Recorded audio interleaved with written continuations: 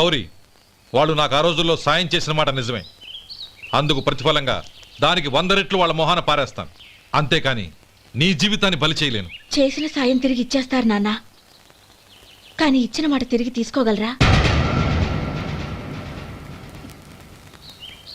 మీరు మాట తప్పినా మీ కూతురుగా నేను మాట తప్పలేను. గౌరీ, నేనెందుకు చెప్తున్నానో అర్థం చేసుకో. నీ నిర్ణయం తప్పు.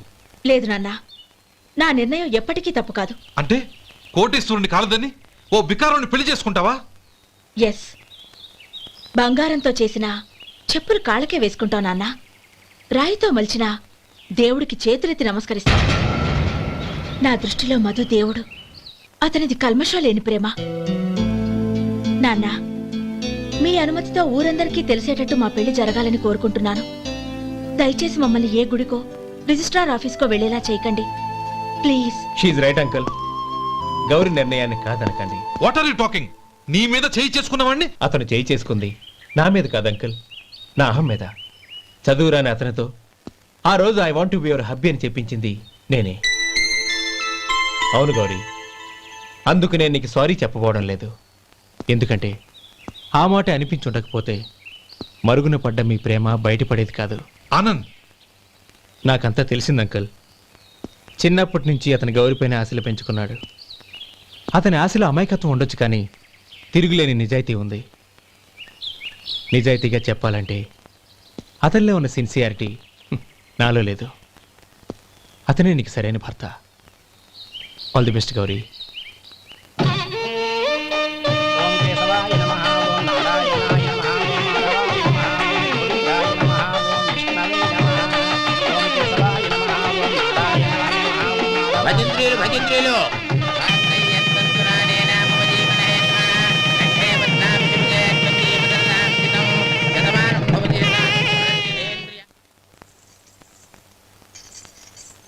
నాన్న, పిలిచారంట? అవునమ్మా, నీతో ఒక విషయం మాట్లాడాలి. చెప్పండి నాన్న. మహారాణిలా మన ఇంట్లో పెరిగిన నువ్వు ఆ ఇంట్లో అంట్లు తోముతూ కట్టెల పొయ్యితో ఎలా కష్టపడగలవమ్మా?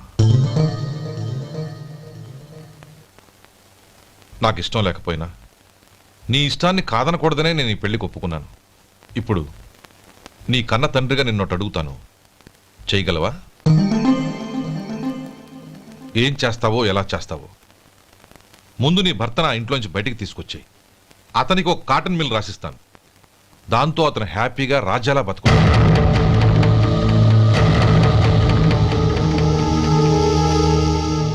నీ మంచి కోసమే చెప్తున్నానమ్మా. నీ భర్తకంటూ ఓ అంతస్తుండొద్దు. నీ జీవితం సుఖంగా సాగాలంటే అన్నదమ్ముల్లోంచి నీ భర్తను విడదీసి వేరే కాపురం పెట్టించు. ఏమంటావు? అలాగే నాన్న, నా ప్రయత్నం నేను చేస్తాను.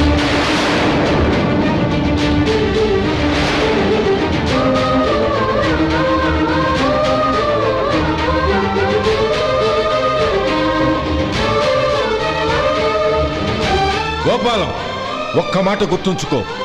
ఏ తమ్ముళ్ళ కోసం అయితే నువ్వు నా చెల్లిని వద్దనుకుంటున్నావో అదే తమ్ముళ్ళ జీవితాల్లోకి సంపాదన, పెళ్లి అనేవి రాగానే నిన్ను నిర్దాక్షిణ్యంగా నడి రోడ్డు మీద వదిలిసిపోతారు.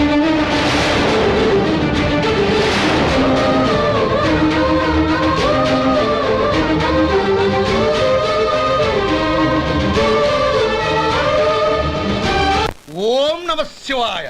జంగమదేవర్లం, ధర్మప్రభువులు, దానం చెయ్యండి. ఏమన్నావు? దానం చెయ్యండి అన్నాను. నన్నేమన్నావు? ధర్మప్రభువులు అన్నాను. ఒరే సొంటి, సాము 4 కిలోలు ఇడ్లీ కట్టి. ఆహా, దానకన్నా తమలాంటి వారు ఉండబట్టే దేశంలో అప్పుడప్పుడైనా వర్షాలు కురుస్తున్నాయి. ఒరే సొంటి, సాము 4 మసాలా వడ, మసాలా దోశ కలిపి కట్టి. అలనాటి శిపి చక్రవర్తి పేరు విన్నాను, ఇప్పుడు తమని ప్రత్యక్షంగా చూస్తున్నాను ప్రభు. అబ్బో సమ్మగుందయ్యా. ఒరే సోములారికి పెసరట్టు ఉప్మా, అల్లం చట్నీ వేసి ఉప్మాలో జీడిపప్పు బాగా దట్టించే. ఒరే సొంటి, నే ఇంటికి వెళ్ళొస్తాను, ఫ్యామిలీ వెయిటింగ్. వాళ్ళందరినీ తీసుకుని ఏదైనా మంచి హోటల్ దగ్గర టిఫిన్ చేసి వస్తాను. హోటల్ జాగ్రత్త. అయ్యా అయ్యా, ఆ ఇడ్లీ దోశ పెసరట్టు తమరి చేతులతో ఇప్పిస్తే ఏంది ఇచ్చేది? ఇవ్వను. ఎవరా ఎందుకు ఇవ్వాలి? ఎందుకు ఇవ్వాలి అంట? నువ్వేమన్నా మన సంతోష పెట్టడం కోసం దానకంటుడు, ధర్మ ప్రభువు, శివ చక్రవర్తి, బొంగు బోసానం అన్నావు. నేనేమో నీ మనసు సంతోష పెట్టడం కోసం 2 ఇడ్లీ, ఒక పెసరట్టు, ఒక మసాలా వడ, బొంగు బోసానం అన్నాను. దానికి దీనికి చెల్లు. ఇంకా నువ్వు వెళ్ళు. అయ్యా ఇది అన్యాయం, ఇది అన్యాయం. ఏంది మట్టి గడ్డం కాదు? ఒరే సొంటి, దీన్ని 4 కొమ్ములు తోసిపారే బయటికి. పడించుకొని కొట్టమంటారా? వద్దులే, చచ్చిపోతాడు. మళ్ళీ మర్డర్ కేసు మన మీద. అయితే ఇడ్లీతో కొడతా. ఒరే పాపత్తులారా, అందుకేనా భూకంపాలు వస్తున్నాయి?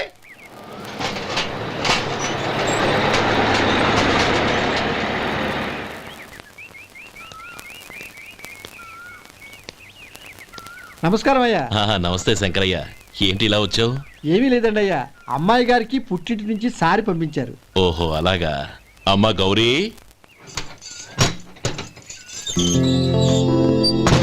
ఏంటి బావగారు పిలిచారు? అది నమస్కారం అమ్మా. ఏం లేదమ్మా, అయ్యగారు మీకోసం సారి పంపించారు. ఈ లిస్టు ప్రకారం అన్ని సరిగ్గా ఉన్నా లేవో చూసుకోండి.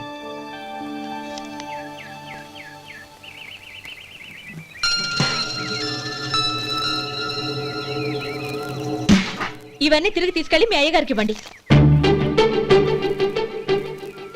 అదేంటమ్మా? దయచేసి ఇంకేం మాట్లాడొద్దు, చెప్పింది చేయండి.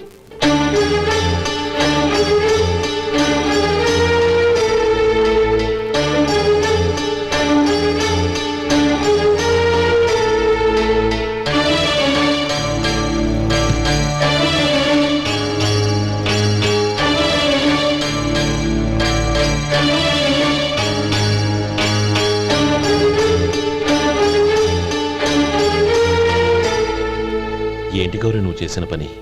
మీ నాన్నగారు అంత ప్రేమగా పంపిస్తే తిరిగి పంపించేశావు. ఆయన ఏమనుకుంటారు? ఎవరుకుంటే నాకేంటండి? ఎవరికైనా ఏదైనా పంపించేటప్పుడు వాళ్ళ స్టేటస్ కి తగ్గట్టుగా పంపించాలి. నాకు పంపించాల్సిన వస్తువులు అవి.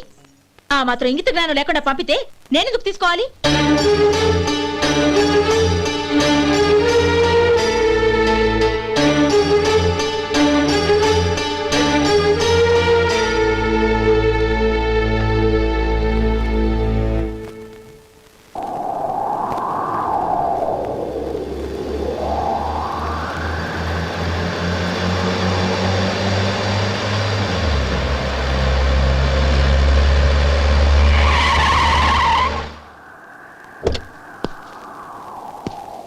గౌరీ, గౌరీ,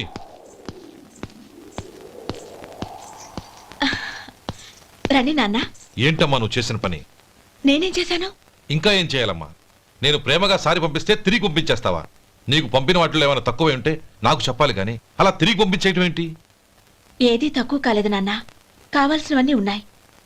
కానీ ఉండకూడదు కూడా ఒకటి ఉంది. ఏంటమ్మా అది? ప్రతి వస్తువు మీద నా పేరు. అందులో తప్పేముంది? నాన్న, ఎప్పుడైతే నేను ఇంట్లో కోడలిగా అడుగు పెట్టానో అప్పుడే వీళ్లలో మనిషిని అయిపోయాను. మీరు పంపిన వస్తువులు ఇక్కడుంటే అవి చూసినప్పుడల్లా వాటి మీద నా పేరు కనపడి ఇది నీది అని గుర్తు చేసి నన్ను పరాయిదాన్ని చేస్తాయి. అది కాదమ్మా. ఇంకేమీ చెప్పకండి నాన్న. పాలలాంటి ఈ ఇంట్లో నన్ను పంచదారలా కలిసిపోనివ్వండి. 10 కాలాల పాటు నన్ను తీయగా బతకనివ్వండి. I'm very happy with what I have here. దయచేసి ఇంకేమీ పంపడానికి ప్రయత్నించకండి ప్లీజ్.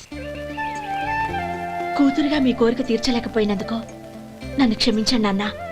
ఈ ఇంటి కోడలిగా నా బాధ్యత నెరవేర్చేలా దీవించండి.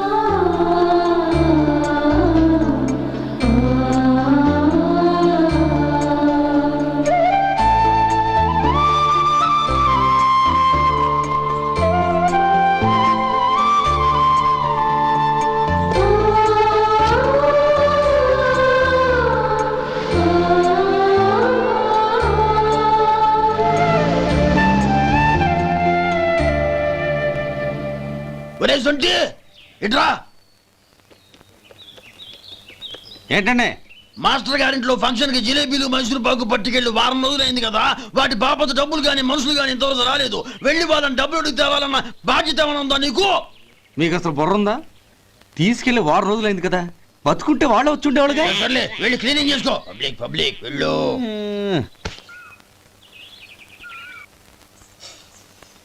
మా అమ్మగారు నన్ను ఆశీర్వదించండి. అయ్యో ఏమిటమ్మా ఇది? శుభమా అంటూ శ్రావణ శుక్రవారం పూట ఎవరైనా సుమంగళికి నమస్కరించి ఆశీర్వాదం తీసుకోవాలి కానీ నాకు కదమ్మా. మా అమ్మగారు, నుదుటిన బొట్టు మెళ్ళో సూత్రం ఉంటేనే సుమంగళి ఎవరు? మనసులో మంగళకరమైన ఆలోచనలున్న వాళ్లే సుమంగళవుతారు. 3 తరాలు చూసిన మీకంటే సుమంగళ ఎవరుంటారు చెప్పండి? మీరొక్కసారి నన్ను దీవిస్తే 100 ఏళ్లు నేను పసుపు కుంకాలతో చల్లగా ఉంటాను. నన్ను ఆశీర్వదించండి.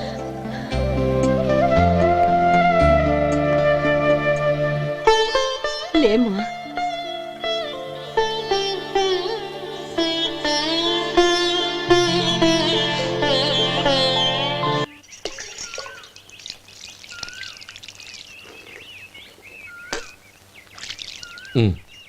తుడుచుకోండి. గౌరీ, వంటలు అదరగొట్టేశావు. థ్యాంక్స్ అండి. రే, ఇలాంటి భోజనం తిని చాలా కాలం అయిందిరా. రసం బ్రహ్మాండం. అనయ్య నువ్వు వేసుకున్నావా? వేసుకోవడం ఏంటి, 2 చెంబులు గడగడ తాగిసా బ్రేవ్. వదినా, అన్ని వంటలు అద్దరిపోయాయి. అమ్మా, కూరల్లో మసాలా పొడి వేసావా లేక మసాలా నూరి వేసావా? నూరే వేశాను బావగారు. అది అందుకే అంత రుచిగా ఉంది. నేను చెప్పేగా. కానివ్వండి.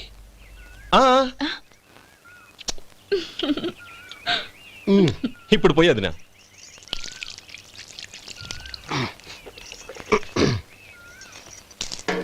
అనయ్య, ఏమండి మరిది గారు, నా వంట గురించి మీరేం చెప్పలేదే? దోసకాయ పచ్చడి చాలా బాగుందండి. తన్ని నన్ని తానని నన్ని. థ్యాంక్స్ వదినా. తీసుకోండి.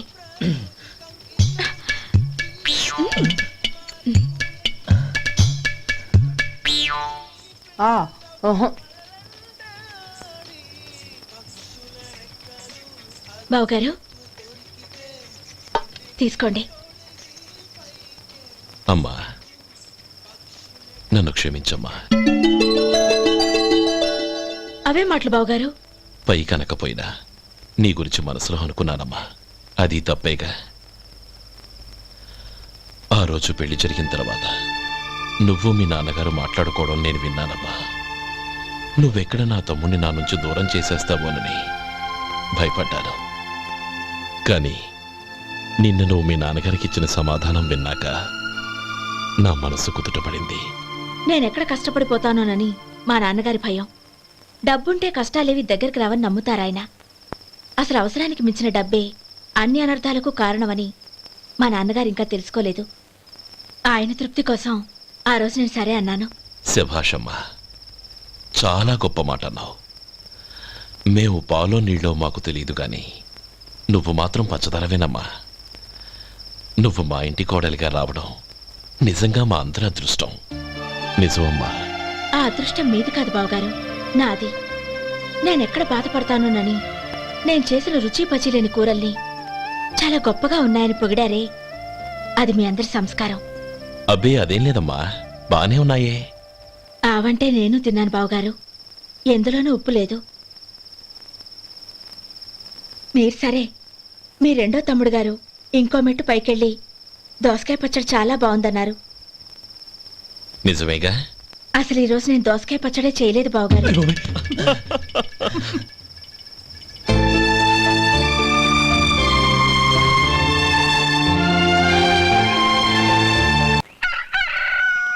దమ్ము కొట్టి 3 గంటలైంది.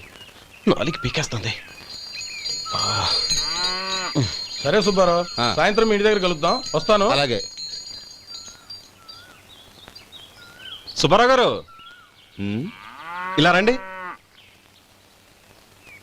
అవును, నా పేరు మీకెలా తెలుసు? మీ పేరు ఒకటే కాదు, మీ గురించి చాలా తెలుసు. చాలా తెలుసా? ఏంటవి? కంగారు పడకండి. అవును, మీరు బీడీఎంఆ స్టైల్గా కలుస్తారంటగా? మీకెవరు చెప్పారు? అదే, మీ గురించి అన్ని నాకు తెలుసు అని చెప్పానుగా. ఏది బీడీ ఒకసారి కాల్చండి. ఏం లేదు బాబు, బీడీ కట్ట ఇలా తీసి దాన్ని ఇలా నలిపి అందులో నుంచి ఒక బీడీ తీసి ఇలా స్టైల్గా.